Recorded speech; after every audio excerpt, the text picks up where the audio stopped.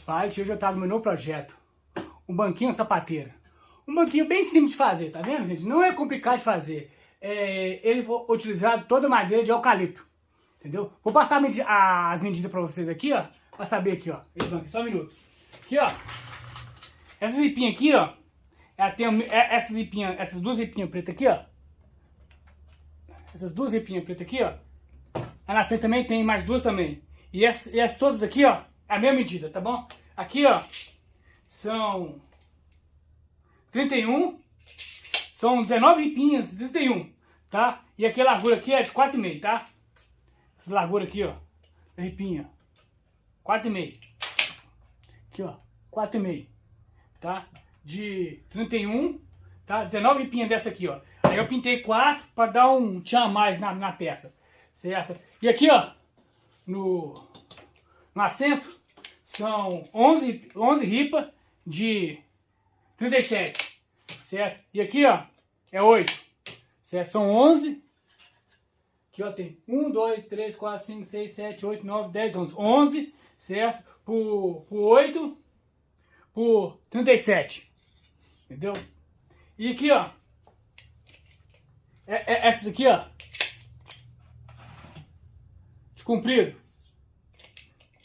são 4 ripinhas dessas aqui, ó, certo? De 96, entendeu? Aqui, ó,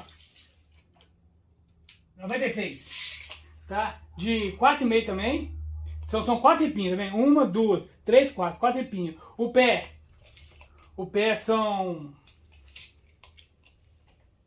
44 por 4,5. Eles são quadrados. Vou mostrar aqui, ó. Viu? O pé aqui, ó, é quadrado, tá? 4,5 por 44. 44. Essa zipinha aqui, ó, tá vendo? Sobrou, tá vendo? Aqui vai ser 11 de 37 por 8. 8. Cara, aqui, ó, um banquinho muito simples de fazer, gente. Então, assim, não é complicado. É um banquinho sapateira.